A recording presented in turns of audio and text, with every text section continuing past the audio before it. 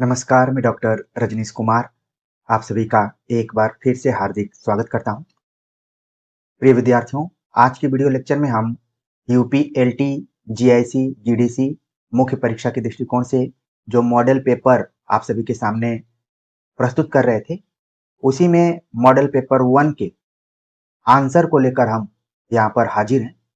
आप ही के बीच में से एक विद्यार्थी जिनका नाम सत्यजीत है, उन्होंने अक्षरशः पालन करते हुए पूरा क्वेश्चन पेपर को हल किया हुआ है।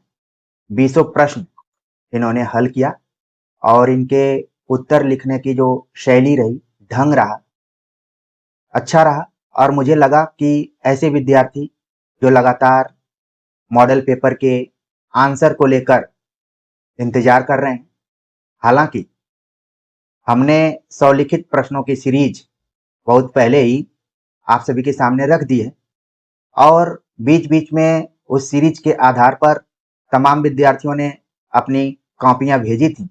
उनका मूल्यांकन करके भी हमने चैनल पर रखा है। लेकिन कहा जाता है कि समय से पहले और भाग्य से ज़्यादा कुछ मिलता नहीं है।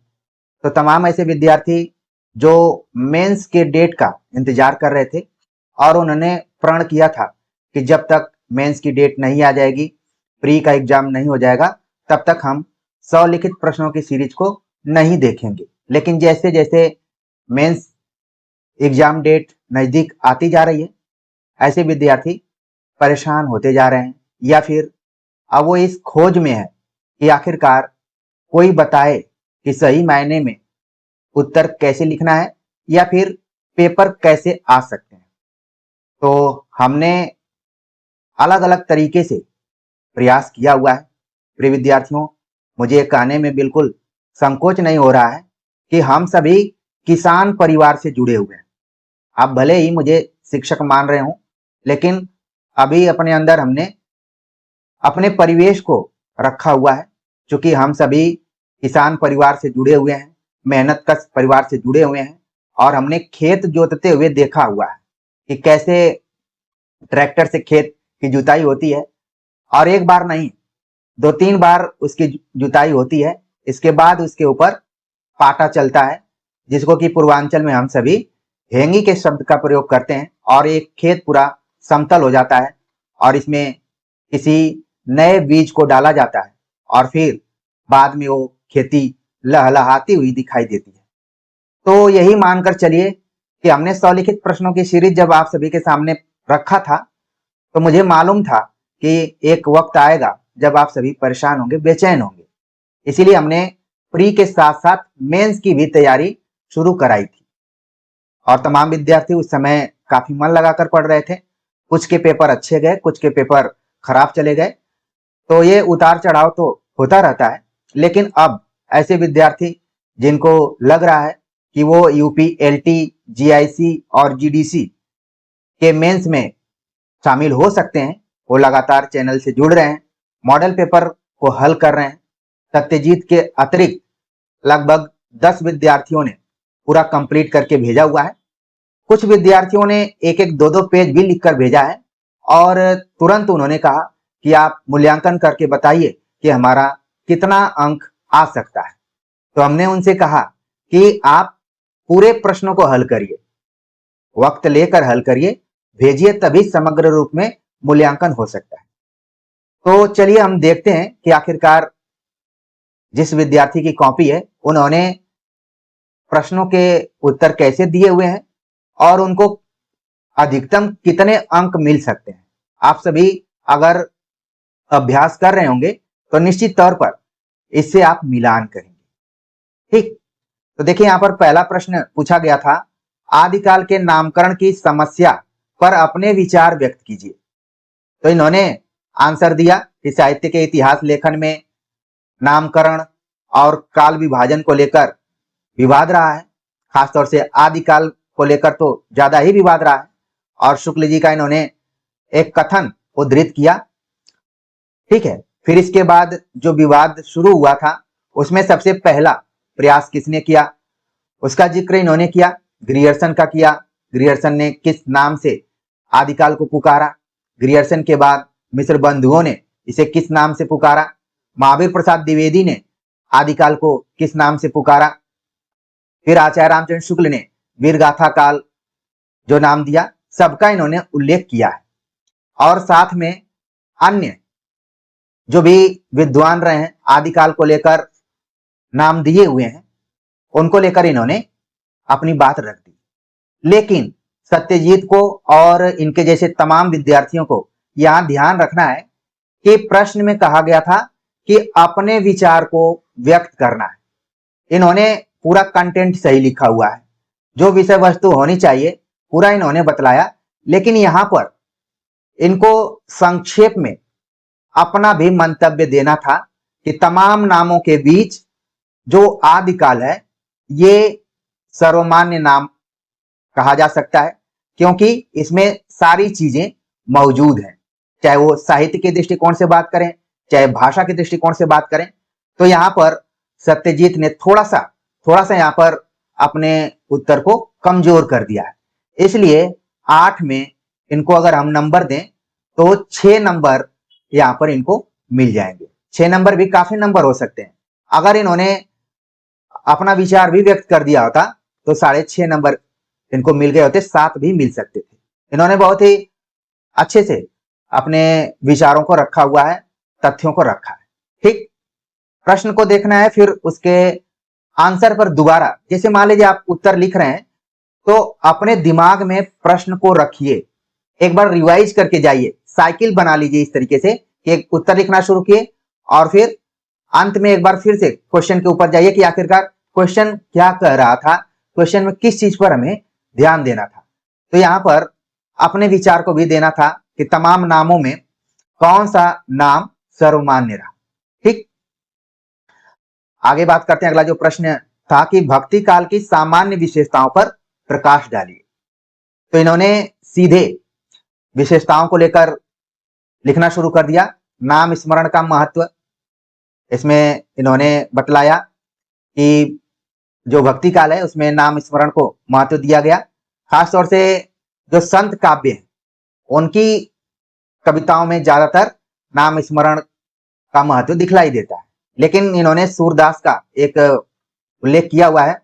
ठीक है, तो देखिए उत्तर तो सबके अलग अलग हो सकते हैं, कुछ कंटेंट भी अलग अलग हो सकते हैं, एकदम से इनके तथ्य को खारिज नहीं किया जा सकता। भक्ति भावना, चूंकि इस काल की खास विशेषता भक्ति भावना रही है, तो लगभग सभी भक्त कवियों ने अपनी भक्ति भावना को प्रकट किया हुआ है और बहुत ही चालाकी के साथ सत्यजीत ने बतला दिया कि दास्य, माधुर्य, सख्य आदि भावों के साथ जितने भी भक्त कवि हैं उन्होंने अपनी भक्ति भावना को प्रस्तुत किया है। यहां पर एक लाइन इनको कोटेशन के रूप में देना चाहिए था। ठीक है, एक लाइन कोटेशन के रूप में देना चाहिए जिससे कि आपकी बात प्रामाणिक लगे।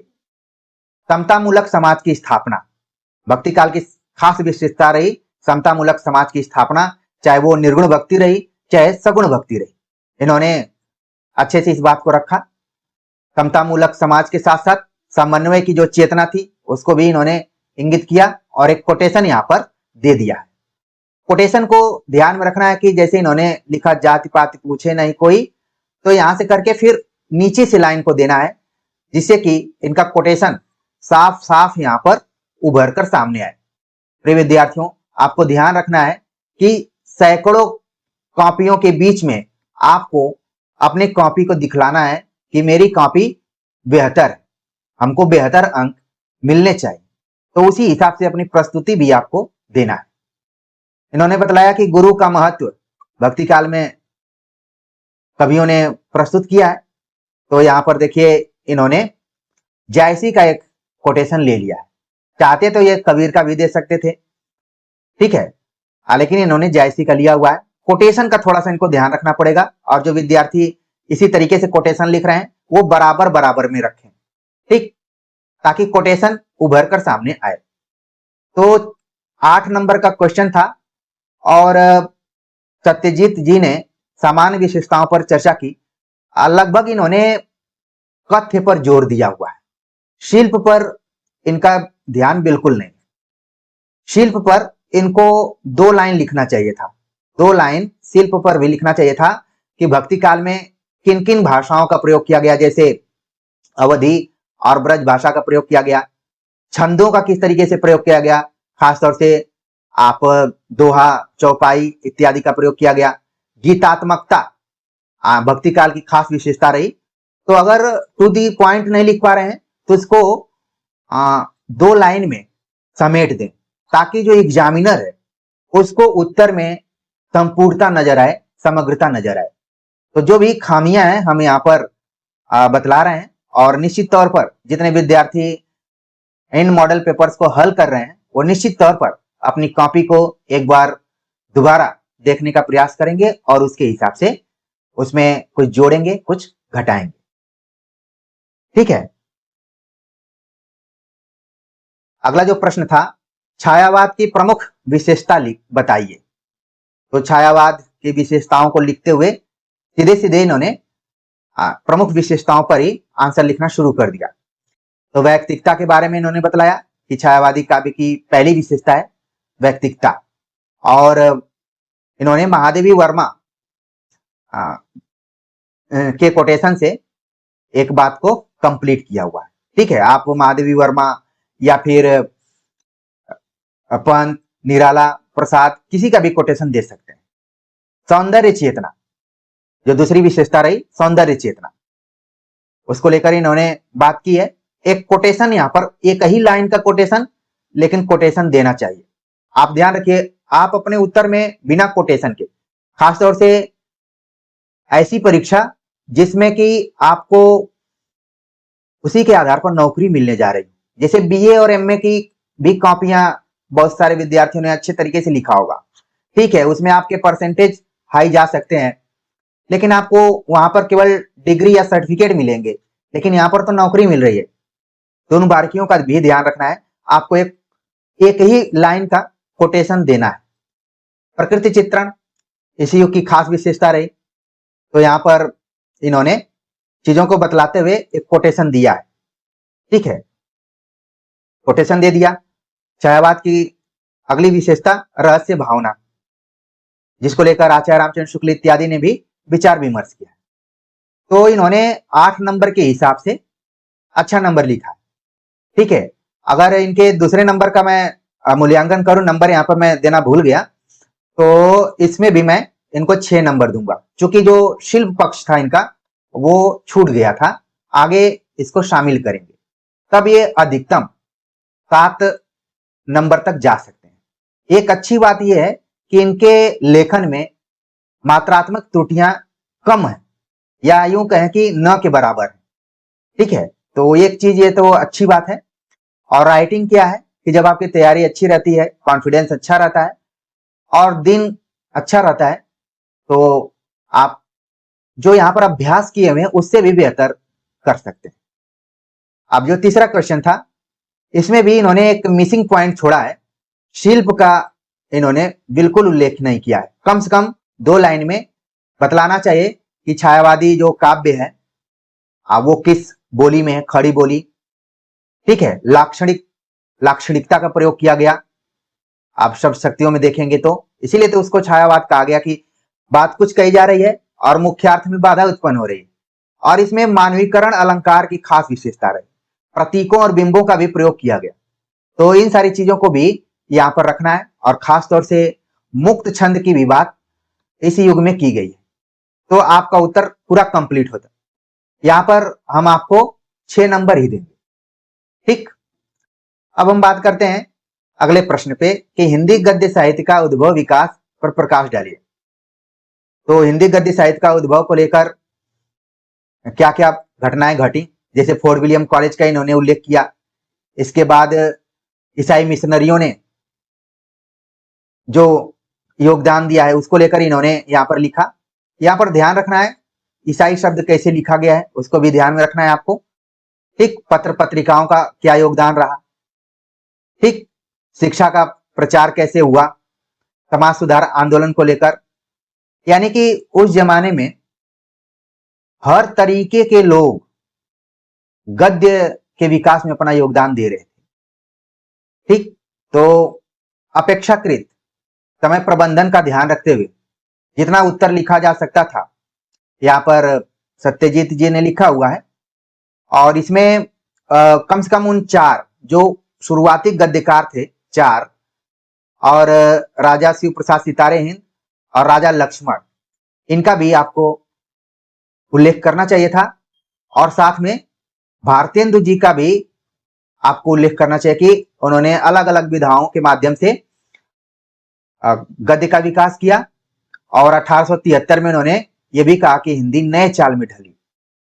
तो इन सबका उल्लेख फिर भी, चूंकि आप अभ्यास से कर रहे हैं और अलग अलग तरीके के क्वेश्चंस हैं, तो दिमाग में भी बहुत सारी चीजें मिस आउट हो जाती हैं। लेकिन ये अभ्यास, ये मॉडल पेपर और जो हम आपके सामने कॉपी को रख रहे हैं, ये उसी भरपाई की दृष्टिकोण से है कि तमाम दबावों के बावजूद, मनोवैज्ञानिक दबावों के बावजूद भी आप अपना बेहतर परफॉर्मेंस करें। आपके दिमाग में यह न रहे कि हमने फला चीज जानते हुए भी अपने उत्तर में शामिल नहीं किया। तो इस पर मैं इनको 5 अंक यहाँ पर देना चाहूंगा, क्योंकि इन्होंने 4 पॉइंट तो लिखा हुआ है, ठीक है, लेकिन वही कुछ कुछ यहाँ मिसिंग है और थोड़ी बहुत मात्रात्मक त्रुटियां भी रही हैं, ठीक है, थोड़ी बहुत मात्रात्मक त्रुटियां हैं। अगर इनको विधिवत तरीके से, क्योंकि आप जानते हैं कि जैसे ही हम कॉपी चेक करते हैं तो जो चीजें गलत रहती हैं सबसे पहले वहीं पर कलम जाती है, पहले उसको हम ऐसे टिक करते हैं, फिर लगता है कि ये तो गलत लिखा गया है। तो फिलहाल अभी जो मेरा मूल्यांकन का पैमाना है, इस पर इनको 5 नंबर मिलेंगे।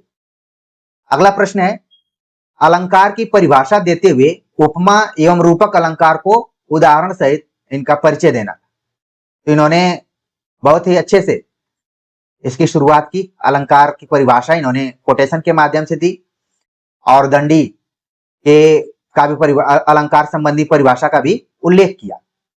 फिर उपमा अलंकार के बारे में इन्होंने बतलाया और जिस वजह से उपमा अलंकार को हम जानते हैं, उन सभी का इन्होंने पूरा यहाँ पर जिक्र किया हुआ है। और फिर इन्होंने एक बहुत ही सुंदर उदाहरण दिया। कोई जरूरी नहीं है कि लंबा चौड़ा उदाहरण देना है, आपको अगर छोटे उदाहरण से भी आपका काम चल जा रहा है, क्योंकि आपको यहाँ पर अंक हासिल करना है। आपने अपनी विद्वत्ता को प्री में दिखा दिया है, तभी आप मेंस में जा रहे हैं। अब यहाँ पर है कि आप कैसे अपनी प्रस्तुति को देते हैं। तो बहुत ही अच्छा इन्होंने उदाहरण दिया यहाँ पर। फिर रूपक अलंकार के बारे में बतलाया और उदाहरण दिया। अब इसमें इनके नंबर बिल्कुल नहीं कटेंगे, कहीं से कटने के चांसेस नहीं है। इसमें बहुत कुछ कटेंगे तो जो कहते हैं इस तरीके से मात्रात्मक त्रुटि हो गई। अब फिर भी इसमें इनको 7.5 नंबर मिलेंगे। अगर एज ए एक्सपर्टीज नंबर देने की बारी आएगी, यहाँ पर इनके किसी भी तरीके के नंबर कटने के चांस नहीं है। 7.5 नंबर हो गए, यहाँ पर आधा नंबर हमने काट लिया। अगला प्रश्न है कि छंदों पर टिप्पणी लिखिए। दोहा, सोरठा, चौपाई, बरवे इत्यादि पर लिखना था। दोहा को इन्होंने परिभाषित करते हुए लिखा, 13 एवं 11 की यति पर 24 मात्राओं संयुक्त छंद दोहा कहलाता है। थोड़ी सी इसकी जो भाषा शैली है, इसको ठीक करना है, छोटे छोटे वाक्यों का प्रयोग करना है।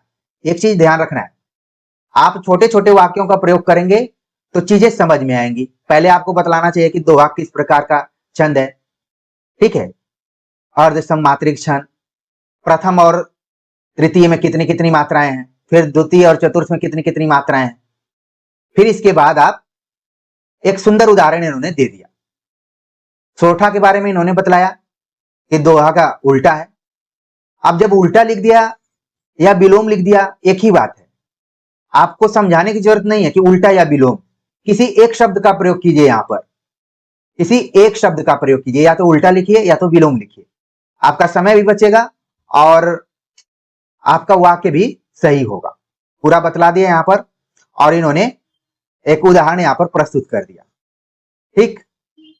फिर इसके बाद चौपाई के बारे में बतलाया कि कैसा छंद है, कितने चरण होते हैं, कितनी मात्राएं होती हैं, और यहां पर उदाहरण दे दिया है। बहुत अच्छा लिखा है। बरवे के बारे में इन्होंने बतला दिया और साथ में इन्होंने एक उदाहरण भी दिया। अब एग्जाम हॉल में कितना सटीक उदाहरण दिया जा सकता है, ये आपके अभ्यास के ऊपर निर्भर करता है। ठीक, तो यहां पर देखिए, इसमें तमाम चीजों को देखते हुए हम यहां पर इनको 7 नंबर देंगे। ठीक, 8 में 7 नंबर मिल रहा है, क्योंकि हमने कुछ वाक्य विन्यासों और जो प्रस्तुति उसको लेकर 1 नंबर इनका कट कर दिया है।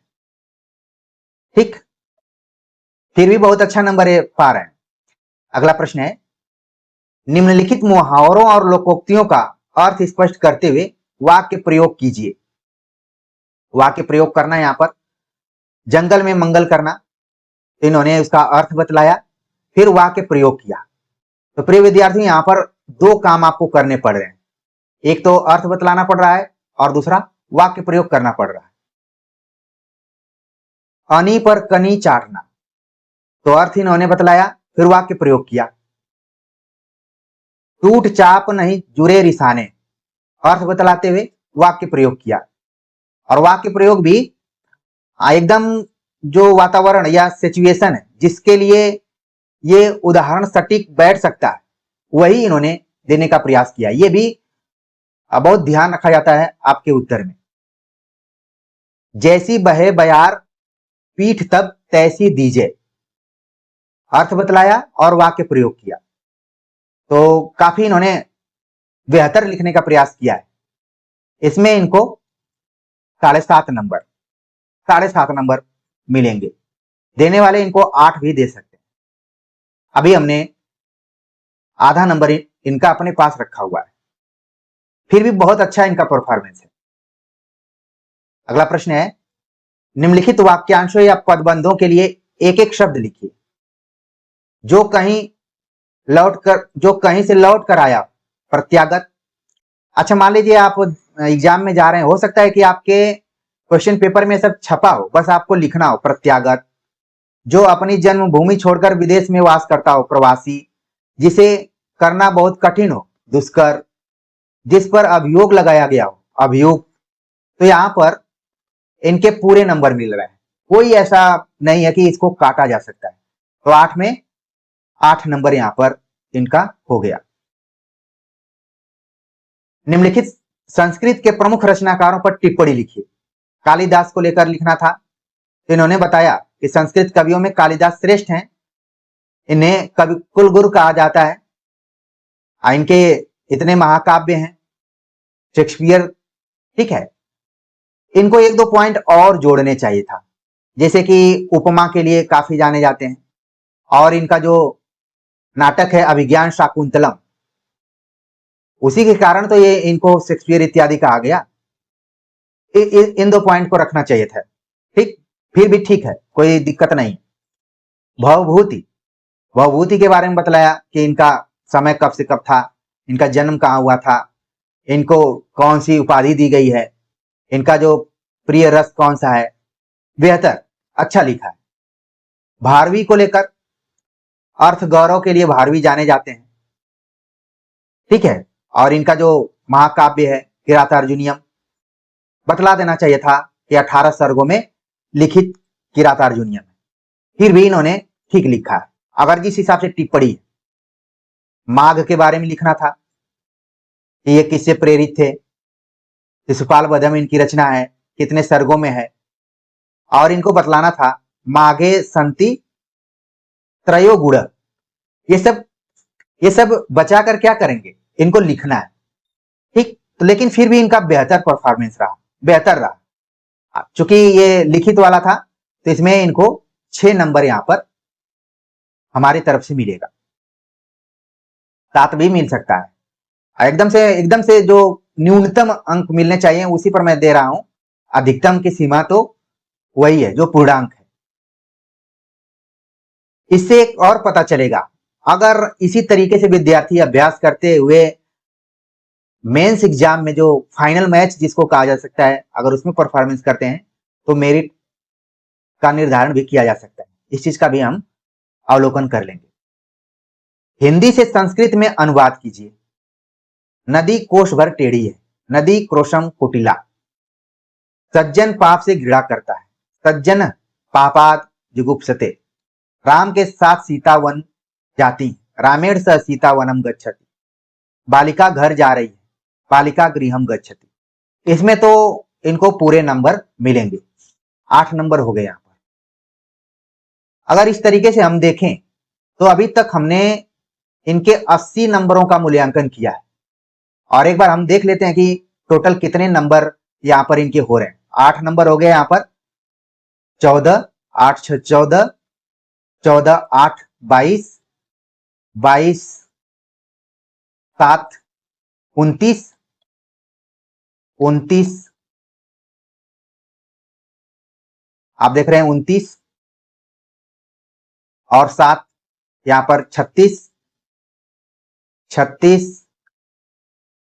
7 43 हो गया, हाँ 43, और एक नंबर और जोड़ लीजिए 44 हो गया, 44 5 49, 49 49 6 जोड़ लीजिए 55, 55 हो गया यहाँ पर, फिर 6 जोड़ लीजिए आप 61, 61 और 6 जोड़ लीजिए तो 67। ठीक, तो इनको 80 में लगभग 68 नंबर मिल रहा है, 68-69 नंबर इनको मिल रहा है। बहुत अच्छा नंबर है, 68 नंबर मिला यहाँ पर 80 में। ठीक, अब हम बात करते हैं कि इन्होंने बचे 120 में क्या परफॉर्मेंस किया है। ये तो एक तरीके से देखा जाए तो इस प्रश्न पत्र के अति लघुत्तरीय प्रश्न थे, या उसको लघुत्तरी कह सकते हैं। अब दीर्घोत्तरीय प्रश्नों को हम देखते हैं। ठीक, आगे हम देख लेते हैं।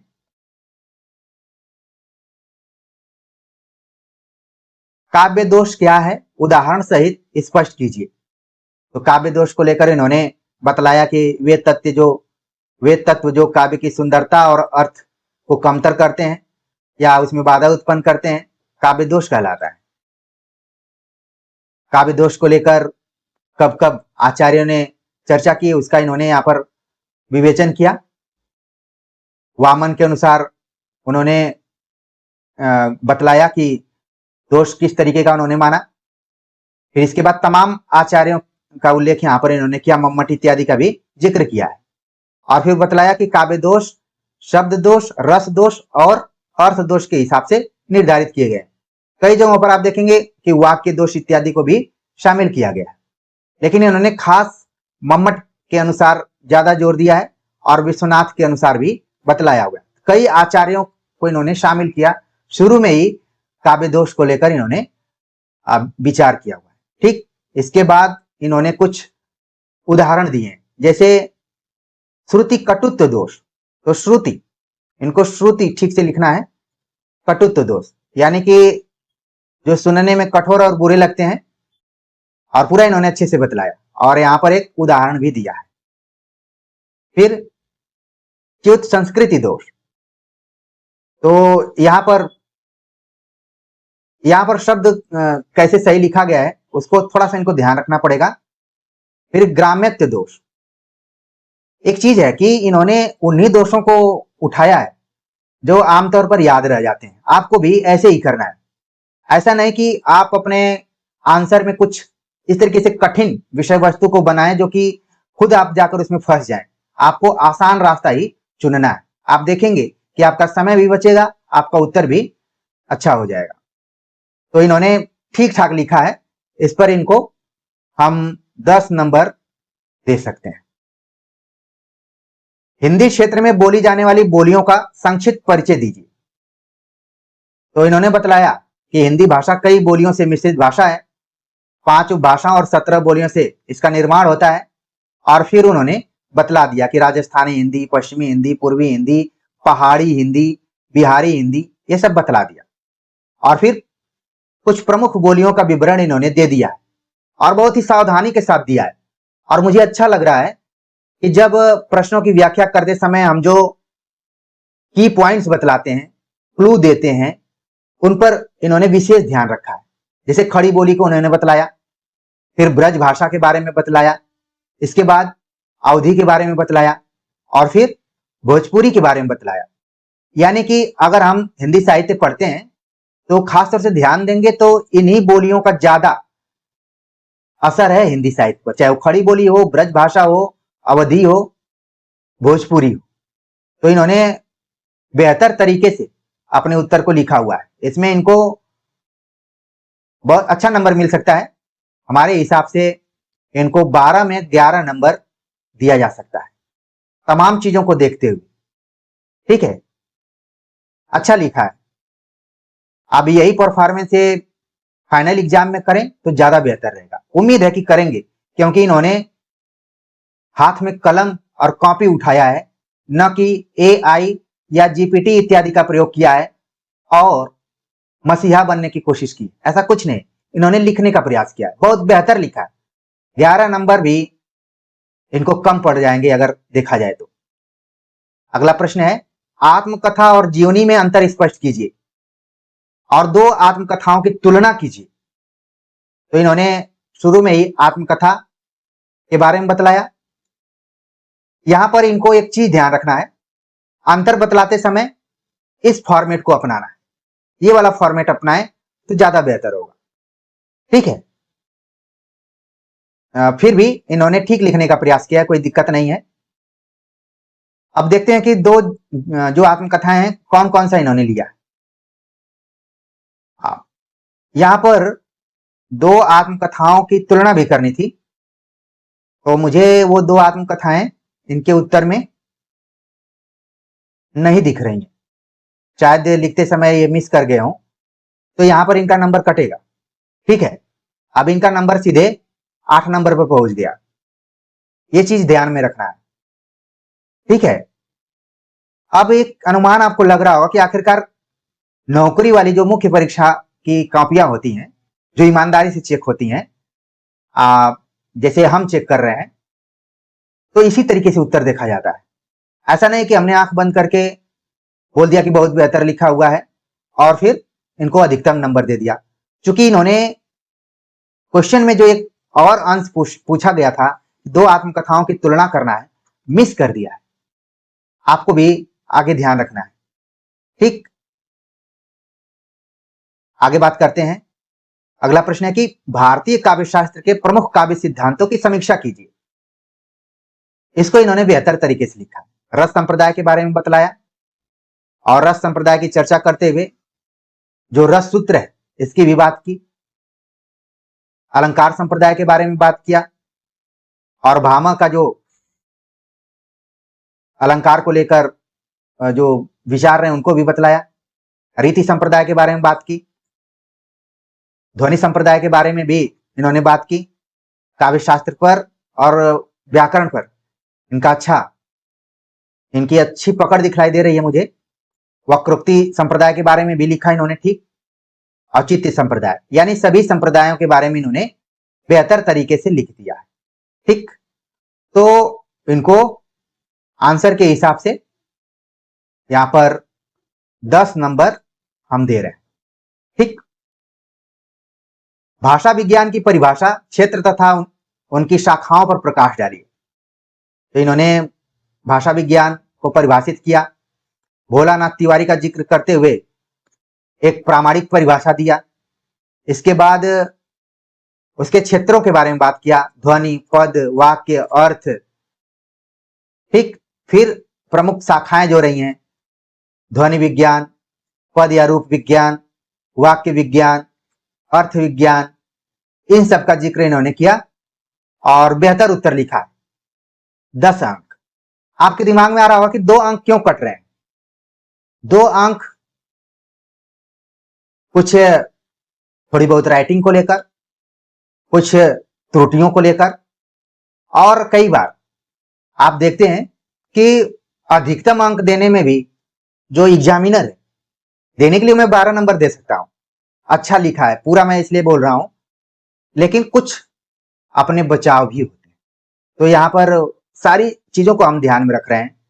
ठीक है, सत्यजीत को बिल्कुल डिमोटिवेट नहीं होना है, देखना है। कई बार कमी न रहने के बावजूद भी कुछ इसमें कमियां सुरक्षा के दृष्टिकोण से निकाल ली जाती हैं। अगर मान लीजिए 200 में 200 अंक हासिल कर लेते हैं तो फिर इनकी कॉपी चेक करने की मांग हो जाएगी और बोल दिया जाएगा कि इनको पेपर ही बता दिया गया था। तो कुछ ऐसी चीजें जो कि आप चीजों को समझ पा रहे होंगे। अगला प्रश्न था मुहावरा और लोकोक्ति में अंतर स्पष्ट कीजिए। तो इन्होंने अंतर स्पष्ट किया है कि मुहावरा किसको कहा जाता है और लोकोक्ति किसको कहा जाता है। अंतर भी स्पष्ट किया हुआ है, ठीक, अंतर स्पष्ट किया और उदाहरण भी दिया।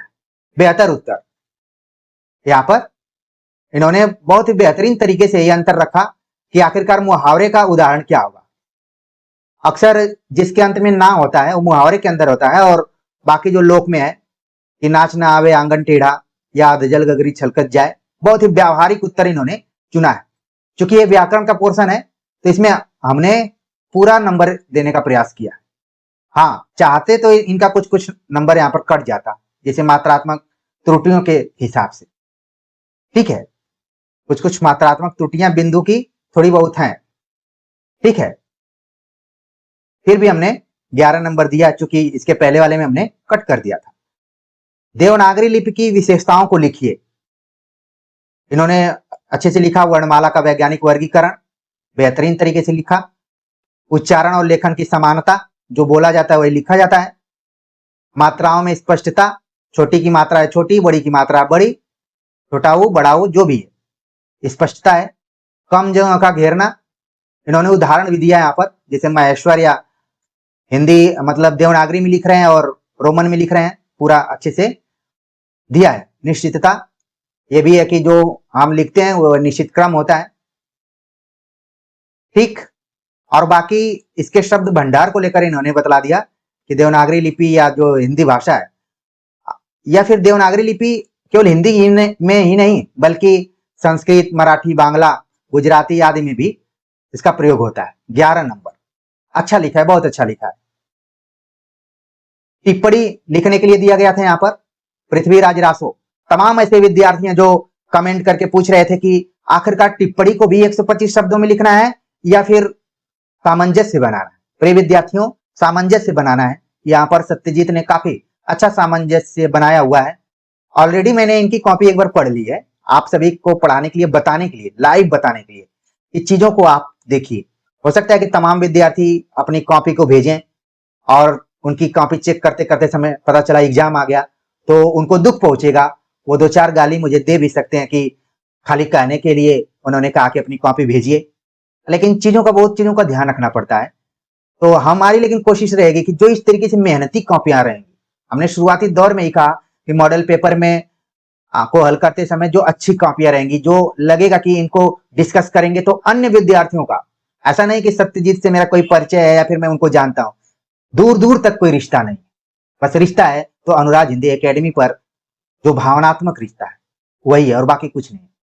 पृथ्वीराज रासो को लेकर इन्होंने अच्छे से बतलाया कि ये आदिकाल की रचना है, हिंदी का प्रथम महाकाव्य माना जाता है, रचनाकार चंद्रवरदाई हैं, डिंगल पिंगल शैली में इसका प्रयोग किया गया है, ठीक है, रासो काव्य परंपरा में अद्वितीय काव्य है।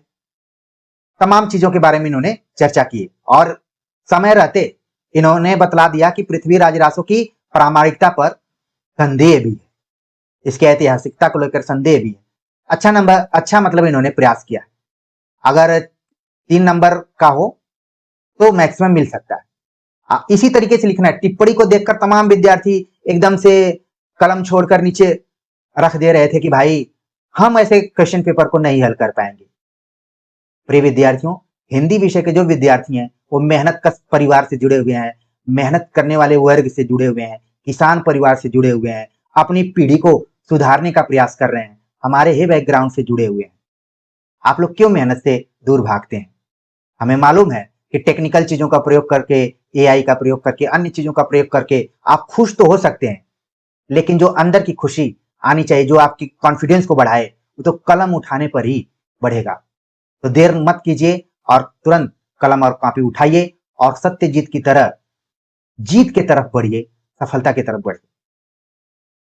पद्मावत को लेकर इन्होंने लिखा, पद्मावत के रचना काल के बारे में बात किया और यह ध्यान रखा कि अगर हिजरी संबत में भी बात करेंगे तो उसको क्या कहा जा सकता है। एक तरीके से देखा जाए तो जो इनके पास ऑब्जेक्टिव नॉलेज थे और उनको इन्होंने बहुत ही अच्छे से सजाने का प्रयास किया हुआ। ये भी एक कला है। बिना घबराए हुए इन्होंने बातों को रख दिया। बेहतर आंसर, बेहतर आंसर। रामचरितमानस को लेकर इन्होंने बात की। रामचरितमानस के बारे में बतलाया कि कब ये लिखा जाना शुरू हुआ, कितने समय में पूरा हुआ, कितने कांडों में है, पूरे कांडों का नाम बतला दिया। तो पहले तो कांडों पर लिखने पर ही 2 नंबर आपका फिक्स है। बाकी बहुत ही चतुराई के साथ, यानी इसको क्लेवर बोल सकते हैं अंग्रेजी में, कि अपने जो भी संपूर्ण ज्ञान है उसको कैसे रख देना है। अयोध्या कांड को लेकर क्या कहा गया या फिर उत्तरकांड को लेकर क्या कहा गया है, बेहतरीन तरीके से इन्होंने इसको रख दिया। 3 नंबर तो मिलना तय है। और यहां पर यह भी बतला दिया कि जैसी के पद्मावत से इसका ढांचा लिया गया। एक चीज यहां पर इन्होंने मिस किया, जिसको लेकर इनके आधे नंबर को मैं कट कर सकता हूं। इनको बतलाना चाहिए था कि तुलसीदास ने आम बोलचाल की भाषा यानी अवधि में लिखकर जनमानस में रामचरितमानस को एक तरीके से बैठा दिया। जो काम वाल्मीकि करना चाहते थे लेकिन उसकी भाषा संस्कृत रही, और यहाँ पर इन्होंने अवधि, तो यहाँ पर इनको जोड़ना चाहिए था। ये इनका मिसिंग पॉइंट है यहाँ पर, ठीक। तो 2.5 नंबर यहाँ पर इनको मिल रहा है। कामायनी को लेकर इन्होंने बात की, ठीक, बता दिया कि कब इसका प्रकाशन हुआ, कितने सर्गों में है, कितने इसके पात्र हैं, आप किन किन प्रतीकों के रूप में प्रयुक्त हुए हैं, ठीक। पूरे सर्गों का इन्होंने नाम बतला दिया। बेहतर परफॉर्मेंस है। 3 अंक यहाँ पर इनको मिल सकते हैं। एक चीज और इनको जोड़ना चाहिए था कि कामायनी को लेकर काफी आलोचकों में कामायनी महत्वपूर्ण काव्यकृति रही है। खासतौर से इसके मूल्यांकन को लेकर तमाम लोगों ने विचार किया। रामस्वरूप चतुर्वेदी ने विचार किया, शांति प्रिय द्विवेदी ने विचार किया, इसके अलावा मुक्तिबोध ने तो 20 सालों तक कामायनी का अध्ययन किया। इसका भी जिक्र करना चाहिए था, एक वाक्य में करना चाहिए था, ठीक। फिर भी इन्होंने अच्छा लिखा। तो यहां पर आप देख रहे हैं कि जो 4 उस पर टिप्पणी करना था, तो हमने नंबर जो दिए हैं एक बार देख लेते हैं। 3 नंबर हो गया, फिर 2.5 नंबर, 8 नंबर हो गया इनका, 8 3 11, 8 3 11 हो गया, ठीक। 11 नंबर, यानी कि आप देख रहे हैं कि 12 में कैसे 11 नंबर इनके हो रहे हैं। ये प्रस्तुति पर है, शायद फाइनल एग्जाम में इसी तरीके से लिखें तो और ज्यादा बेहतर रहेगा। ऐसे ही लिखना है, थोड़ा सा राइटिंग पे और थोड़ा सा हल्का सा फोकस करना है। निम्नलिखित पर टिप्पणी लिखिए। नई कविता को लेकर टिप्पणी दी गई थी। इन्होंने बतलाया कि नई कविता प्रयोगवादी कविता का विकसित रूप है। पहला युवा की बहुत ही मजा हुआ, अनुभवी उत्तर लेखन की तरफ संकेत कर रहा है, और नई कविता का जो दौर है वो दूसरा सप्तक से इसकी शुरुआत हो जाती है, और पूरा बतलाया। फिर इसके बाद प्रवृत्तियों के बारे में चर्चा कर दी। ठीक लिखा है, बेहतर लिखा है, ठीक, बेहतर लिखा है। नई कहानी आंदोलन के बारे में इन्होंने बात की। 1954 के बाद की जो कहानी लिखी गई, नई कहानी, नई कविता के आधार पर नई कहानी कही जाने लगी। इसमें नई जो शब्द है वो विशेषण के तौर पर है, इसको इनको एक वाक्य में बतलाना चाहिए था। फिर नई कहानी आंदोलन में कौन कौन लोग जुड़े थे, बहुत ही अच्छे से उनके नामों को इन्होंने रखा। और इन्होंने मार्कंडेय, जिनको कि कम आलोचक के रूप में जाना जाता है, क्योंकि हमने मार्कंडेय पर एमफिल किया हुआ है तो अच्छे से हम जानते हैं कि नई कहानी को लेकर इन्होंने कितना मेहनत की थी। कहानी की बात नाम से इन्होंने आलोचनात्मक किताब भी लिखी, हमने एक वीडियो लेक्चर में बतलाया भी और कई जगह पर बतलाया, उनका इन्होंने जिक्र किया हुआ है। इसके बाद यहाँ पर नई कहानी आंदोलन के बारे में इन्होंने तो विचार कर दिया। एक लाइन में पूरी प्रवृत्तियों को भी लिखना चाहिए था, पूरी प्रवृत्तियों को लिखना चाहिए था। फिर भी इन्होंने सटीक लिखा है, मतलब ऐसा नहीं है कि ये पूरा घुमा रहे हैं खूब, ऐसा नहीं।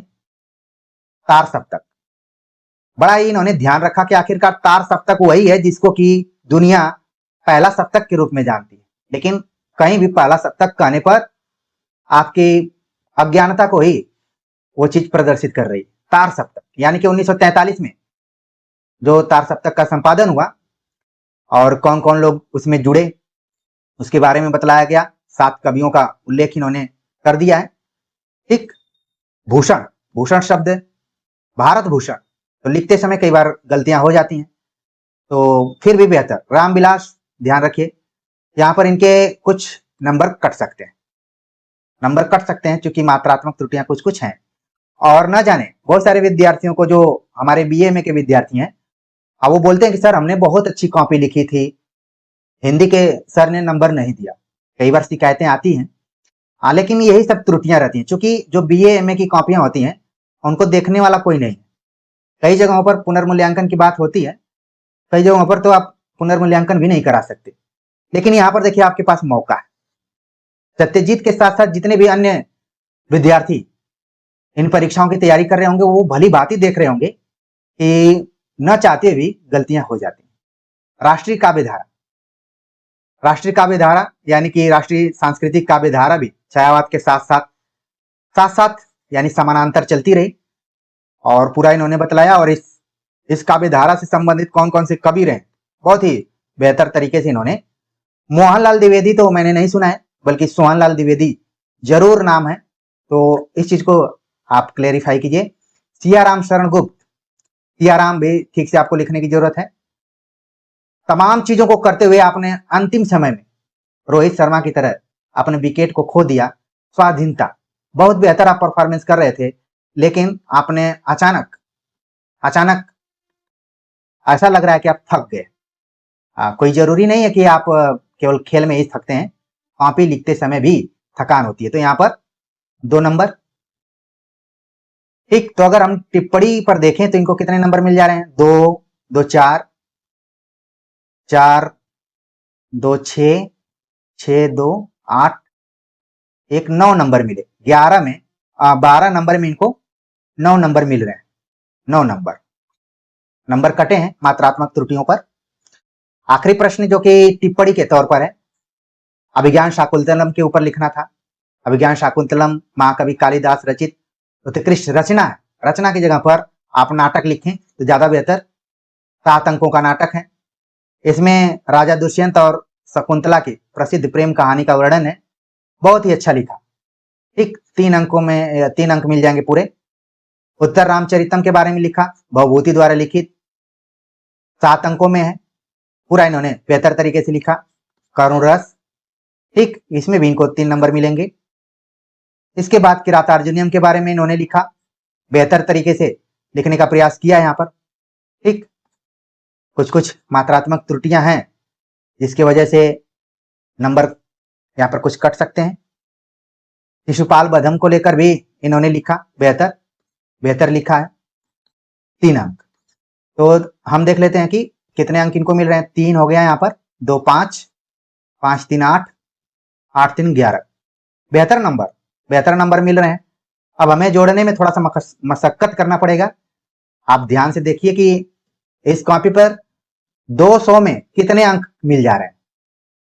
तो 11 नंबर, 11, इसके बाद 9, 20 हो गया, 20,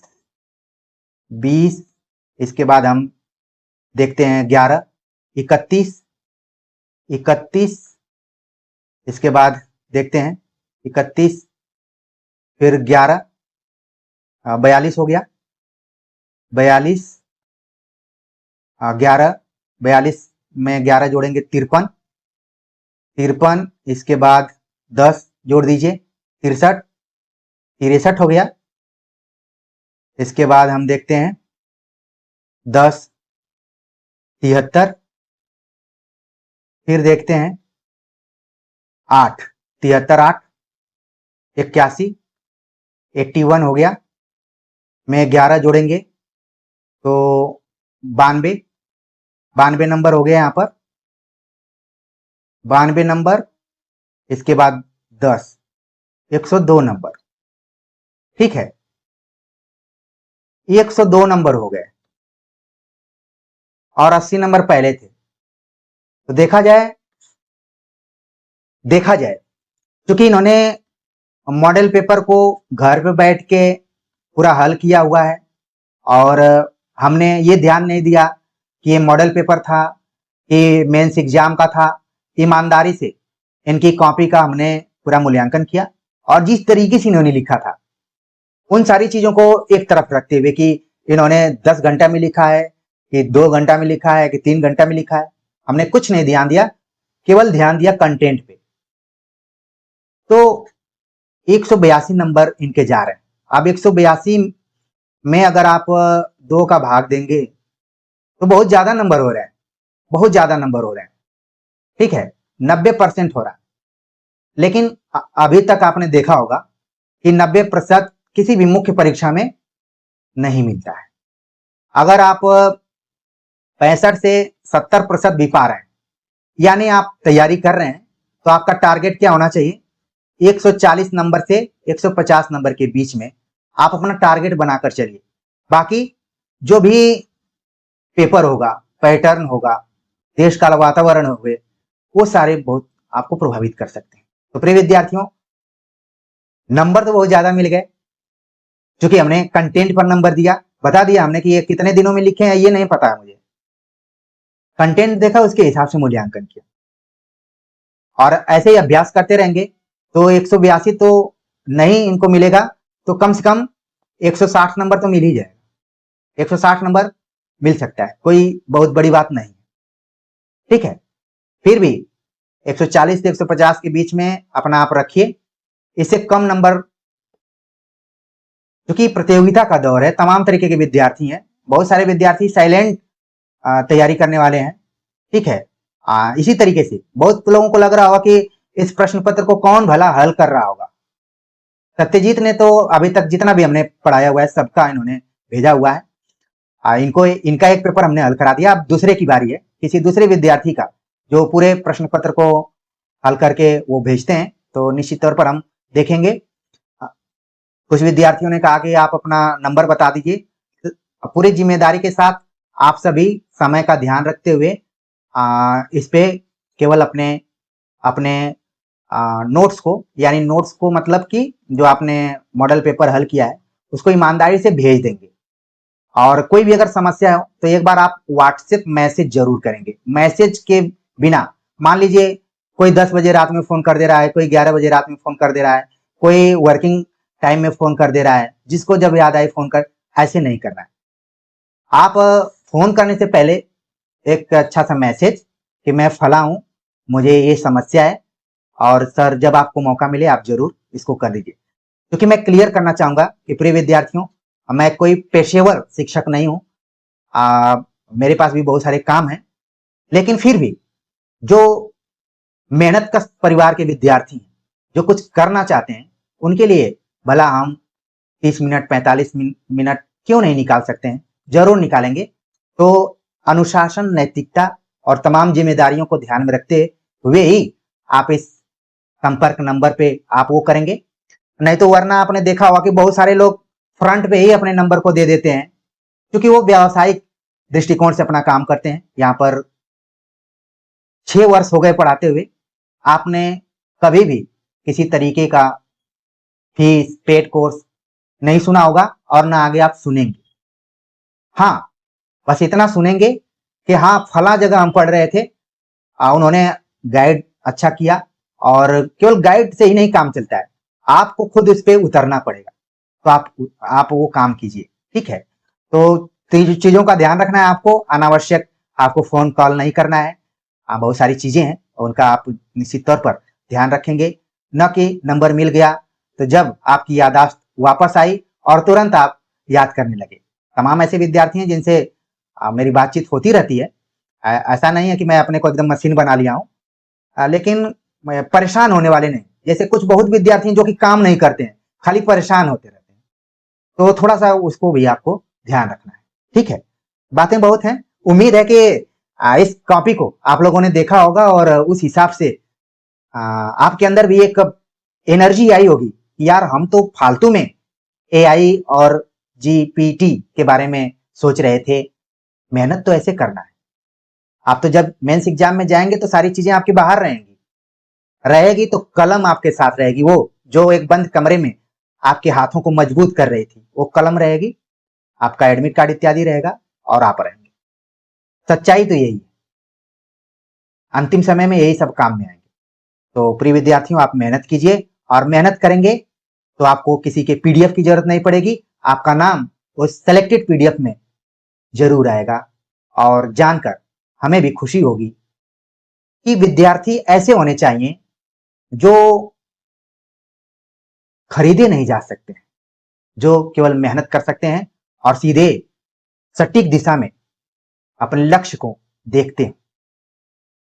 तो कमेंट जरूर आप लोग कीजिएगा नए मॉडल पेपर के साथ, और इसी तरीके से नए किसी अन्य के प्रैक्टिस जो भी इन्होंने हल किया है इसके साथ मैं आऊंगा।